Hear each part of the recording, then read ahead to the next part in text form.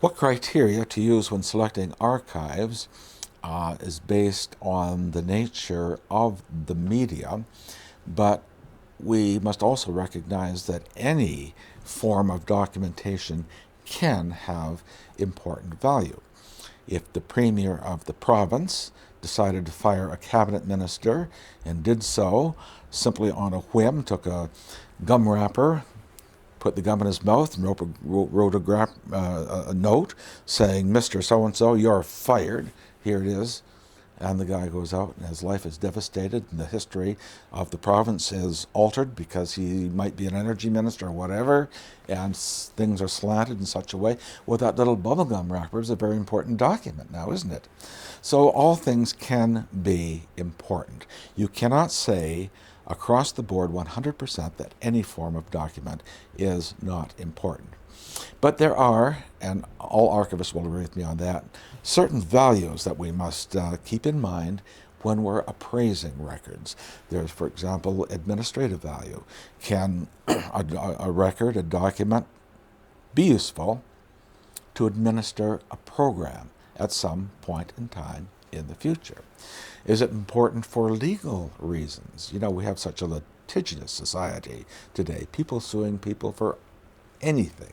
So if it's a contract document for building a sidewalk out here, and the document is destroyed, but later on somebody trips and breaks their ankle and sues the institution, well, you're going to want that contract document to make sure that the contractor built according to specifications. There are so many legal reasons for preserving records. There's also evidence, and this is the one the historians like. If you're ever going to demonstrate anything, you want documentary evidence. By gosh, my grandfather traveled over the Edson Trail in 1912. And here's the photograph to prove it. Here's the diary that proves it. So anything that will demonstrate any aspect of life, we would want to retain. And recent times have shown us that social history has become very, very prominent. There haven't been any great wars in recent times. And you go to the history departments around the country, you'll find that more and more the subjects are becoming more and more esoteric.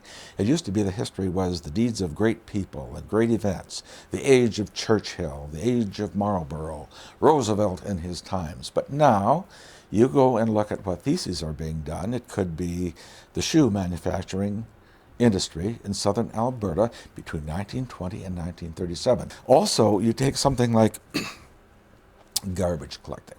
Would anybody study that 40, 50 years ago? Study garbage collecting? Of course not. You don't do that. But today, of course, waste management is a very, very important aspect of our lives.